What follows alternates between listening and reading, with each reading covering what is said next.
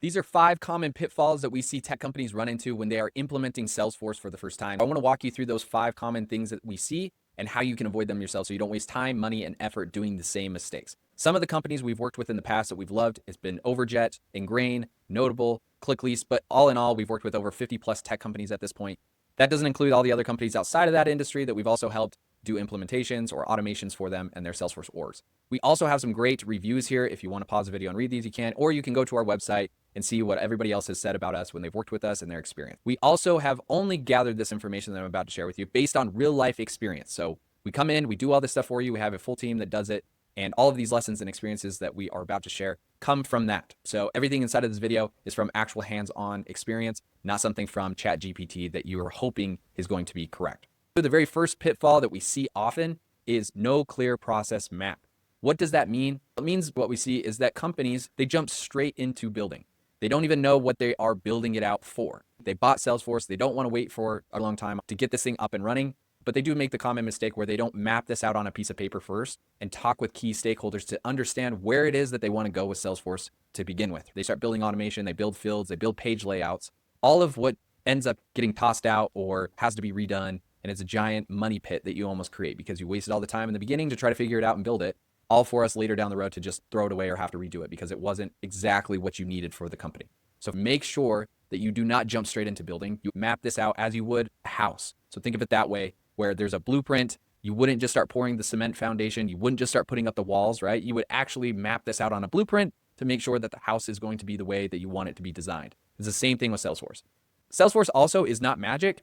We see this a lot as well, where people will purchase Salesforce thinking that the actual purchase itself is the thing that saves their company and brings them to the next level.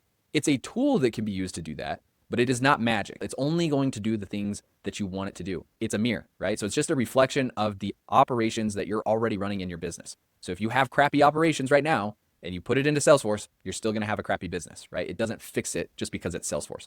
So if you do not have clean sales, service, and marketing processes first, all you're going to do is take that same craziness and put it into Salesforce. You need to understand that there is going to be some effort involved in setting up this tool, and it is not going to save you unless you know how to fix those processes first.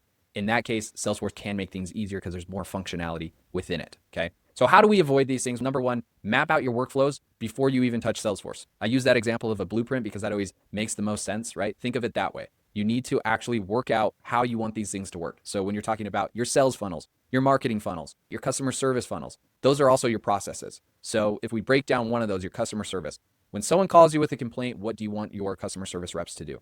When you want your customer service team to be able to get another review on your Google page, what do you want them to do?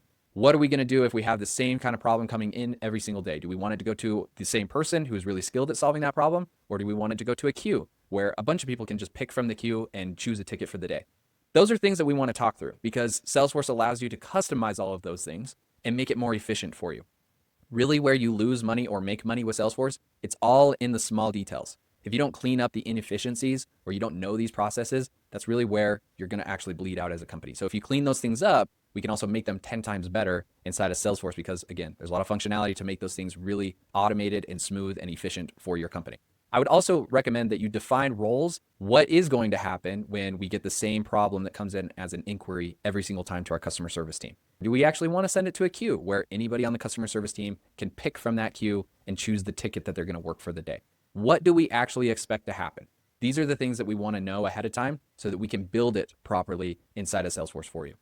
After you've done that, then you can actually start to build here and you'll build it around that map that we've already had. And it's actually going to be based on a clear outcome versus you just crossing your fingers and hoping that everything works out okay. Pitfall number 2, rebuilding broken systems. This pitfall ends up being one of the bigger mistakes that we see. So you're copying your messy old system that you already have, whether that's a CRM or an Excel sheet or something that you've put together to manage. I would assume at a tech company at 10 million at this point, you've probably used something like a HubSpot or a QuickBase or ServiceNow or a Zoho to keep all of your data in check. But chances are also high, you've grown a lot, right? So it doesn't matter where you're at in the process. If you went from 0 to a million to 10 million, 10 to 25, you grow and you change your processes and things get better in the business. So what we see a lot of the time too is that people just take all of that data, all of that historical stuff, and they put it into the new system when it doesn't need to be in there. In fact, you should probably get rid of it, right? It's not going to be something that serves you well at this next stage of the business. So you don't want to just grab everything, all your messy old stuff, and just put it into Salesforce. That's going to make everything worse. So again, remember, when you are moving a bad process into a new CRM like Salesforce, that doesn't just fix it. It's not magic. It's just a reflection of whatever it is that you already do in a business. It's just in a system to allow you to continue those processes. So this brings out a good time for you to really vet out what's working and what's not working so we can clean it up before it goes into Salesforce. How do we avoid this? I would recommend auditing your old processes like I just mentioned. Make sure that they're still serving you. Identify what needs to evolve or what needs to change and become better so we can do that ahead of time. Design it for scale instead of nostalgia. So yes, it might have been awesome that it got you to this stage. What gets you to 1 million doesn't get you to 10 million. What gets you to 10 million doesn't get you to 25 million. Those things change along the way. You need to change and build systems that are going to scale for you as you do the same. I would also ask this question here. If we were starting from scratch today, what would be the smartest way to do this? This is an awesome time, actually. This gives you the opportunity to really think through these things and figure out what was a bad process, what didn't work, what did you always hate that you wanted to get rid of, and now you can. When we go into Salesforce, we can start fresh with the new processes. Everybody has to learn how to use Salesforce at this point. Everybody's going to be on the same page of learning something new. So you might as well just put in the processes that you wanted to use all along the way. Number 3, no clear ownership. Pitfall here is when you assume that everybody owns Salesforce, and what ends up happening is that nobody ends up owning Salesforce. So what we end up seeing a lot of the time is that you can't actually improve it because nobody knows what they should do. Nobody feels like they can make the call. Nobody knows if it did go wrong, who to hold accountable for it or who to blame or how to coach them on how they can fix it and get it better. So you need to be specific about who's going to own what. So is it going to be sales? Is it going to be marketing? Is it going to be customer success? This would also come down to when you create like new fields or when you create a report or when you create a page layout. Anything that you're creating inside of Salesforce, it is helpful to know who that belongs to, who created it, who's responsible for it, for keeping up-to-date items on top of that. Goes into automation too. Automation is usually, for people we see, that usually rolls up to business operational kind of role. Those people should be in charge of watching the automation, making sure it's working the way they expect it to. And if it's not, we got to keep it up to date. And you can hold someone accountable to take action on that. So set clear expectations on who owns what. And if it's unclear, expect slow updates, bad data, and finger pointing like I just mentioned. How do you avoid it? You're going to assign a primary owner, even if it's a cross-functional use. If it's a report that maybe everybody uses and we need to keep that report up to date, let's pretend it's how many sales that you guys have done this year so far.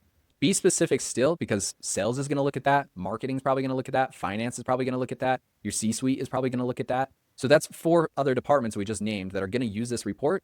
But we still need to have a specific person that keeps it up to date for us and make sure all the filters are correct, all the fields are correct.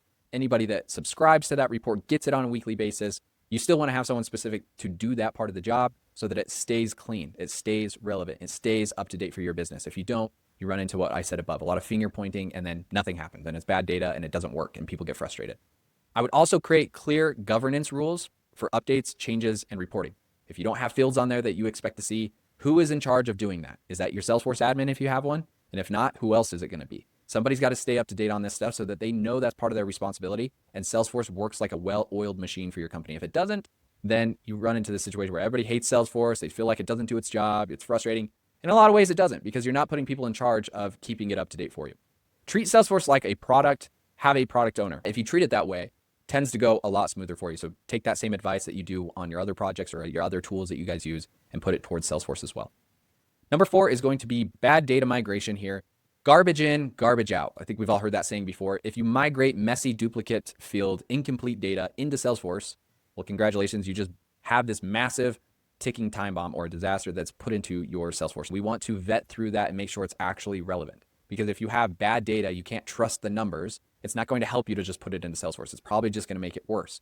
Don't just put it into Salesforce. It's not going to serve anybody to see it on a report and then feel the same way where they don't feel like they can trust the data that they're seeing on that report.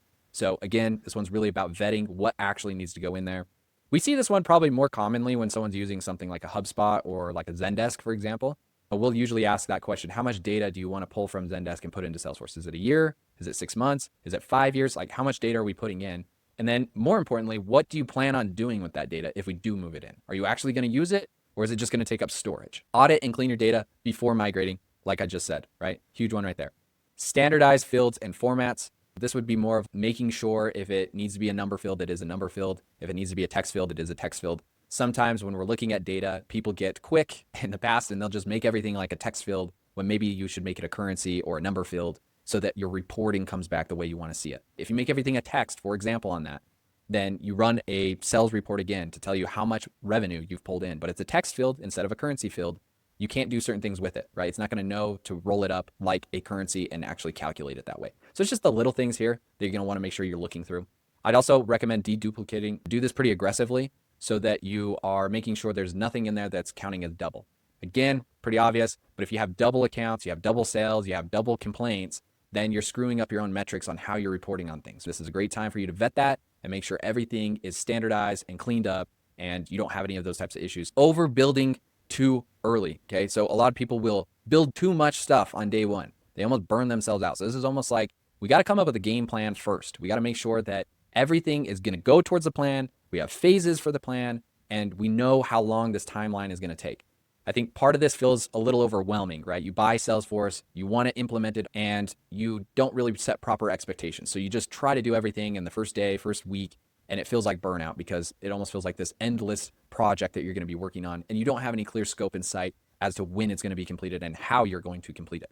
The over-automation is the silent killer of the Salesforce orgs. Over-automation meaning you start trying to just get in and build things right off the bat. You start building out automations of, oh, I want this field updated automatically at this time. I want this trigger to come in and actually send out an email to this guy. You start thinking of all these awesome things you can do in Salesforce, and you do it all too early without the roadmap, and it causes this problem for you. So trying to automate every edge case up front will slow you down. It's going to lock you into those automations, and it creates a brittle system that nobody is going to want to use long term. I see this time and time again where you think of a use case and you don't go back to your stakeholders and actually ask them how often that happens. What's the frequency of this? And you take one complaint from one guy that complained about one thing that happens maybe once a quarter, and you try to build automation around it. And it's not really something that needs to be automated in the first place. It's an annoyance, and maybe we need to clean up the process for it. But if it doesn't happen frequently enough, you're just causing us to have tripwires within Salesforce, which is going to make it harder for us to build automation in the future because you have all these edge cases of things that you got to watch out for. So you do want to watch for that. How do we avoid these things? Make it simple, make it scalable. So again, I just gave you one. Think of things that happen frequently, a lot of the time, 99% of the time, 80% of the time, 70% of the time, right? If it happens 1, 2, 10% of the time, notate it. We want to know about it. We want to see how we can make it better, but it's likely not going to be something we try to automate right off the bat. I'd also build the core user flows first. These are going to lead to cache, support cases, key reports. It's just basically making sure that when we are reporting on our business, when we are doing our core functionality, that everything flows the way that it should. Once we have that set up, we can get into more of these edge cases to make things a little bit more refined. You do want to start with the core business needs first. Layer complexity after the basics are stable and then the adoption is high. So leads me into my next point, which is take care of the core. And then once you know that people are using it and it's actually working, then we can refine and make things better and continue to make your processes more efficient within the business. So in conclusion here, this is just a rundown of everything we just talked about. Number one, no clear process map. If you don't know your process, Salesforce won't either. Map it before you build. 2, rebuilding broken systems. Don't copy broken workflows into Salesforce. Use this moment to improve them. So this is a great time to vet things. Use that time to do. Number 3 was no clear ownership. Salesforce needs one owner. When everybody owns it, nobody is going to end up owning it. Number 4 is bad data migration. Clean your data before you migrate it. Bad inputs equal bad results. 5, overbuilding day one. Start simple. Don't automate edge cases on day one. It slows everything down. And then number 6 here is stick to the rollout plans. The biggest problem, if you do hire someone like us to come in and do this part of it, the discovery phase, is just sticking to the plan, making sure everybody actually agrees to stick to the plan and do the things we've outlined. It's one of those things where we want to hold your hand. We've been through this many times and sometimes get lost midway through. They don't feel like the project's going to end or it's going to go the way they want to. And they get antsy once again to do their own thing. They feel like they know enough and they veer off. What that's going to do is just end up destroying the entire thing that we just outlined. So just stick to the plan and everything will work out the way that it needs to. So if this was helpful, again, we try to work with companies that are going to be tech companies earning anywhere from 10 million, trying to scale to 100 million. So if this was resonating with you, feel free to click the link below. That's going to send you to our website where you can book a free discovery call with us, where we give you a free audit as well of your Salesforce and how we would improve things if you are using it. If you're not using it, we can also talk through how we would implement things for you in a free discovery call too. So super awesome. We just started offering that. If that sounds awesome to you as well, like I said, click the link and we'll look forward to speaking with you soon. Thanks.